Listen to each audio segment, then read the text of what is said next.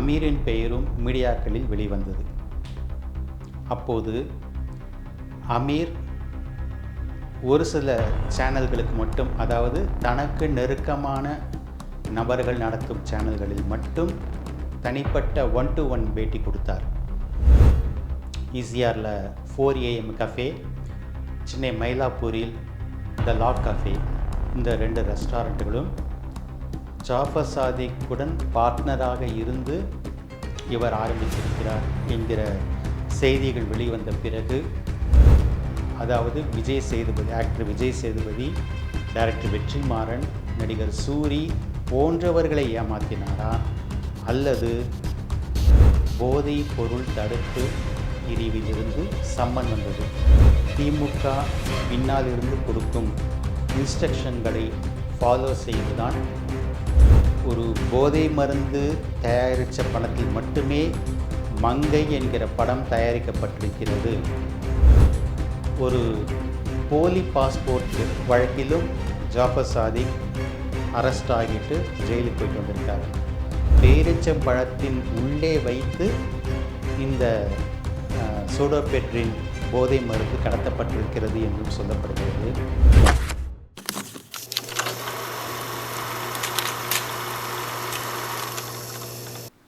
என் வேர்களாக விளங்கும் யூடியூப் நேயர்களுக்கு வித்தகன் சேகரின் அன்பு வணக்கங்கள். திரைக்கூத்து நேயர்களே, நான் பல சேனல்களிலும் கொடுக்குற பேட்டிகளை நீங்கள் பார்க்க வசதியாக என்னுடைய ட்விட்டர், அதாவது எக்ஸ் ஐடி வித்தகன் 86045 நீங்கள் ஃபாலோ பண்ணலாம். டைரக்டர் அமீர் வசமாக சிக்கியிருக்கிறார். ஜாஃபர் சாதிக் கைது செய்யப்பட்டு சுமார் 1.5 மாதங்கள் ஆகிறது. ஜாஃபர் சாதிக் பிரச்சனை, அதாவது ஜாஃபர் சாதிக் என்கிற ஒரு சினிமா தயாரிப்பாளர் சூடோபெட்ரின் என்கிற ஒரு போதைப் பொருளை வெளிநாடுகளுக்கு, நியூசிலாந்து, ஆஸ்திரேலியா உள்ளிட்ட நாடுகளுக்கு கடத்தி சென்ற அந்த வழக்கில் அவர் முக்கிய குற்றவாளி என்பது வெளியே வந்தவுடனே அமீரின் பெயரும் மீடியாக்களில் வெளிவந்தது. அப்போது அமீர் ஒரு சில சேனல்களுக்கு மட்டும், அதாவது தனக்கு நெருக்கமான நபர்கள் நடத்தும் சேனல்களில் மட்டும் தனிப்பட்ட 1-to-1 பேட்டி கொடுத்தார். அப்போது அவர் என்ன சொன்னார்னா, ஜாஃபர் சாதிக் தயாரித்த படத்தில் நான் இயக்குனராக இருந்திருக்கிறேன் என்பதை தவிர எனக்கு அவர் கூட வேறு கனெக்ஷன் எதுவும் கிடையாது அப்படின்னு சொன்னார். ஆனால் அதுக்கு பிறகு ஜாஃபர் சாதிக்கு கூட சேர்ந்து 2 ஹோட்டல்கள், ஈசிஆர் ரோட்டில் ஒன்றும், சென்னை மயிலாப்பூரில் இன்னொரு ஹோட்டலும், ஈசிஆரில் 4 AM கஃபே, சென்னை மயிலாப்பூரில் த லாக் கஃபே, இந்த 2 ரெஸ்டாரண்ட்டுகளும் ஜாஃபர் சாதிக்குடன் பார்ட்னராக இருந்து இவர் ஆரம்பித்திருக்கிறார் என்கிற செய்திகள் வெளிவந்த பிறகு அதை மறுக்க முடியாத நிலையில் அதை ஒப்புக்கொண்ட அமீர் என்ன சொன்னார்னா, நான் அந்த ஹோட்டல்களில் ஆக்சுவலாக பார்ட்னர் கிடையாது, ஆனால் அந்த ஹோட்டலில் நானும் பார்ட்னராக இருக்கேன்னு சொன்னாதான் சினிமாக்காரர்களை அதனுடைய தொடக்க விழாவுக்கு அழைத்து வர முடியும் என்பதால் அப்படி சொன்னேன் அப்படின்னு ஒரு விளக்கம் கொடுத்துருக்காரு. அதாவது தான் பொய் சொன்னதாக அமீர் ஒப்புக்கொண்டிருப்பதாகத்தான் இதனுடைய பொருள். அவர் பொய் சொல்லி அந்த சினிமாக்காரர்களை, அதாவது ஆக்டர் விஜய் சேதுபதி, டைரக்டர் வெற்றிமாறன், நடிகர் சூரி போன்றவர்களை ஏமாற்றினாரா, அல்லது அந்த நிகழ்ச்சியை கவர் செய்ய வந்திருந்த மீடியாக்காரர்களை ஏமாற்றினாரா என்பது அவருக்குத்தான் வெளிச்சம். அந்த தொடக்க விழாவுக்கு வருவதற்கு கூட விஜய் சேதுபதி, டைரக்டர் வெற்றிமாறன், சூரி போன்றவர்களுக்கு ஒரு பெருந்தொகை ஜாஃபர் சாதிக் கொடுத்திருப்பதாக சொல்லப்படுகிறது. இதன் பிறகு இன்னும் ஒரு வாரத்தில் நான் பத்திரிகையாளர்களை ப்ரெஸ் மீட் வச்சு நேரடியாக சந்திக்கிறேன் என்று கடந்த மாதம் மார்ச் மாதத்தில் சொல்லியிருந்தார் டைரக்டர் அமீர். ஆனால் அதை செய்யவில்லை. அதுக்கப்புறம் இந்த ஏப்ரல் 2ஆம் தேதி தங்களுடைய அலுவலகத்துக்கு விசாரணைக்கு நேரில் ஆஜராகுமாறு டைரக்டர் அமீருக்கு டெல்லியில் உள்ள என்சிபியிலிருந்து, அதாவது நார்கோட்டிக் கண்ட்ரோல் பீரோ, போதைப் பொருள் தடுப்பு பிரிவிலிருந்து சம்மன் வந்தது. அந்த சம்மனுக்கு டெல்லிக்கு போய் ஆஜராகிவிட்டு கிட்டத்தட்ட அவரிடம் 11 மணி நேரம் விசாரணை நடைபெற்றிருக்கிறது டெல்லியில். அந்த விசாரணை முடிந்து வெளியில் வந்த கையோடு மீடியாக்காரர்கள் யாரும் இன்னும் 3 நாட்களுக்கு என்னை தொடர்பு கொள்ள வேண்டாம், 3 நாள் கழித்து நான் ப்ரெஸ் மீட் வச்சு உங்களையெல்லாம் சந்தித்து விளக்கங்கள் கொடுக்குறேன் என்று 2வது முறையாக சொல்லியிருந்தார் அமீர். ஆனால் இந்த சம்பவம் நடந்து பல நாட்கள் ஆகின்றது. இந்த வீடியோவை நான் பேசுவது ஏப்ரல் 12ஆம் தேதி. அவர் என்சிபி தலைமையகத்தில் ஆஜராகி வந்து 10 நாட்கள் ஆகிறது. இன்றைக்கு வரைக்கும் அமீர் ப்ரெஸ் மீட் வைக்கவில்லை. இதற்கிடையில் ஒரு சில நாட்களுக்கு முன்னால் அமீர் சென்னை டி நகர் ராஜன் தெருவில் வைத்திருக்கும் அவருடைய பட கம்பெனி ஆஃபீஸிலும், சேத்துப்பட்டு முக்தார் கார்டனில் அவர் புதிதாக வாங்கியிருக்கும் வீட்டிலும் என்சிபி அதிகாரிகள் கிடையாது.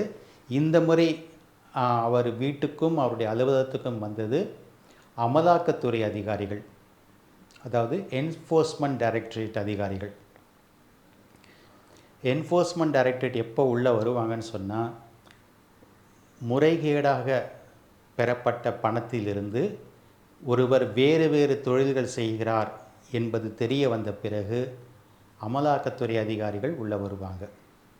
இந்த முறை அமலாக்கத்துறை அதிகாரிகள் அவர் வீட்டில் வந்து, அவர் வீட்டிலும் அவருடைய அலுவலகத்திலும் வந்து சோதனைகள் மேற்கொண்டு சில ஆவணங்களையும் எடுத்து சென்றிருக்கிறார்கள்.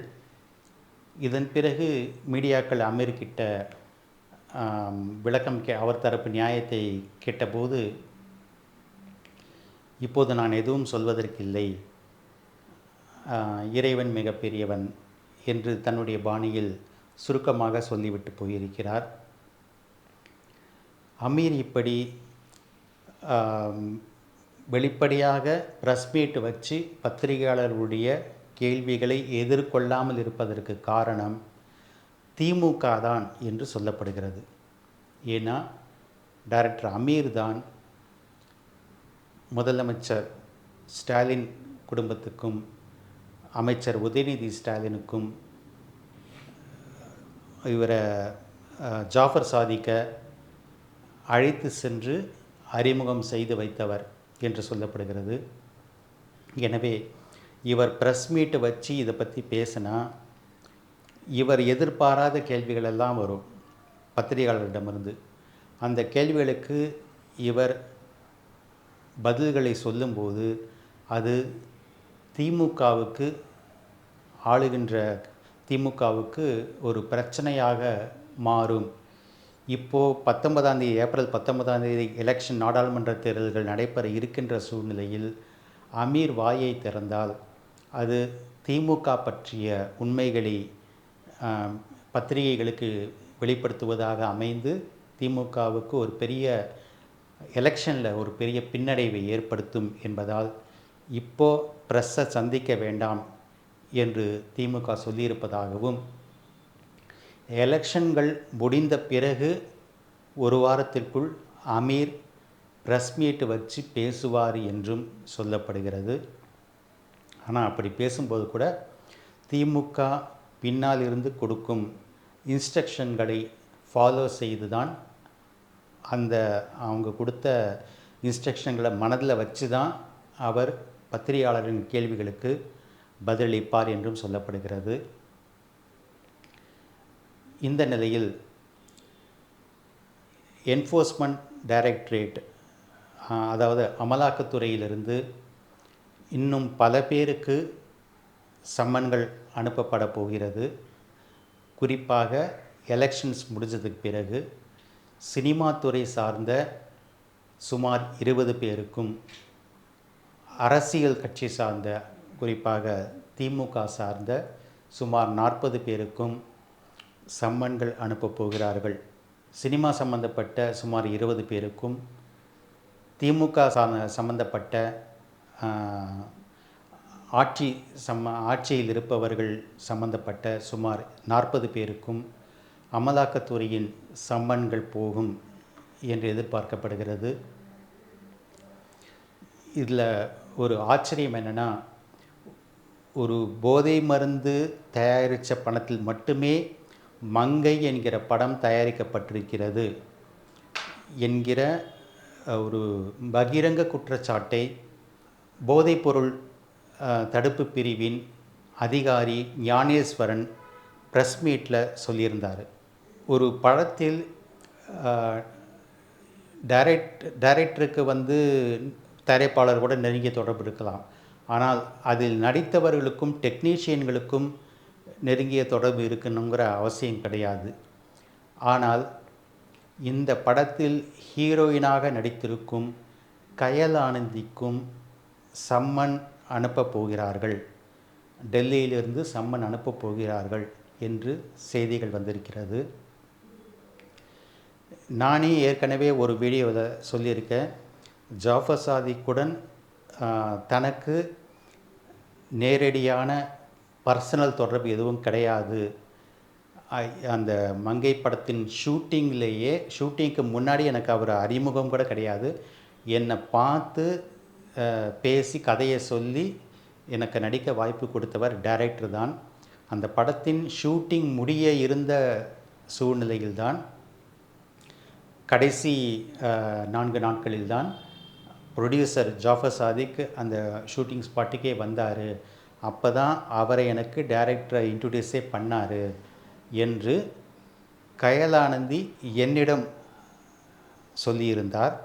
அதை நான் சேனலின் மூலமாகவும் நான் உங்களுக்கு தெரிவித்திருந்தேன்.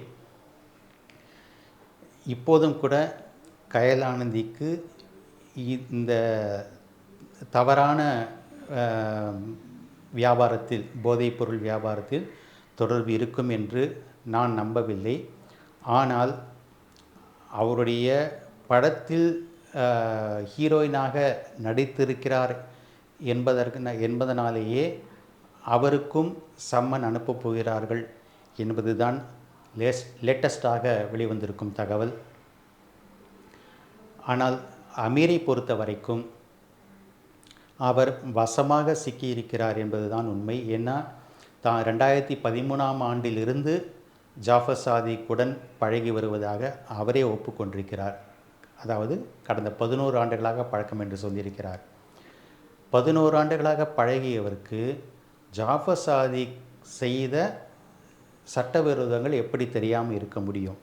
ஏன்னா இதற்கு பிறகுதான் 2013க்கு பிறகுதான் ஜாஃபர் சாதிக் ஒரு திருட்டு விசிடி கேஸில் ஜெயிலுக்கு போயிட்டு வந்திருக்காரு. சரத்குமார் நடித்த ஒரு படத்தினுடைய திருட்டு விசிடி வழக்கில் ஜாஃபர் சாதிக் உள்ளே போயிட்டு வந்திருக்காரு. அதன் பிறகு ஒரு போலி பாஸ்போர்ட் வழக்கிலும் ஜாஃபர் சாதிக் அரெஸ்ட் ஆகிட்டு ஜெயிலுக்கு போயிட்டு வந்திருக்காரு. தன்னுடைய நண்பன் 2 முறை அரெஸ்ட் ஆகி ஜெயிலுக்கு போயிட்டு வந்த விஷயம் தெரியாமலாம் அமீர் இருப்பார். அது மட்டும் இல்லாமல் அமீர் ஜாஃபர் சாதிக் தயாரித்த படத்தில் இயக்குனராக பணியாற்றியது மட்டுமல்லாமல் அவருடைய ஹோட்டல்களில் தாம் பார்ட்னர்னு பொய் சொல்லியாவது சினிமாக்காரர்களை அழைத்து வர வேண்டிய நிர்பந்தம் அமீருக்கு என்ன ஏற்பட்டது?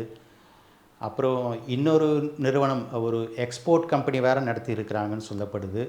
அந்த எக்ஸ்போர்ட் கம்பெனியில் 2 முறை பேரீச்சம் பழங்களை வெளிநாடுகளுக்கு அனுப்பியிருக்காங்க. அந்த பேரீச்சம் பழத்தின் உள்ளே வைத்து இந்த சூடோஃபெட்ரின் போதை மருந்து கடத்தப்பட்டிருக்கிறது என்றும் சொல்லப்படுகிறது. அந்த நிறுவனத்திலும், நான் சொன்ன ரெஸ்டாரண்ட்டுகள் மட்டும் இல்லாமல் இது வேறு ஒரு எக்ஸ்போர்ட் கம்பெனி, இந்த நிறுவனத்திலும் கூட அமீர் ஒரு இயக்குனராக இருந்திருக்கிறார்.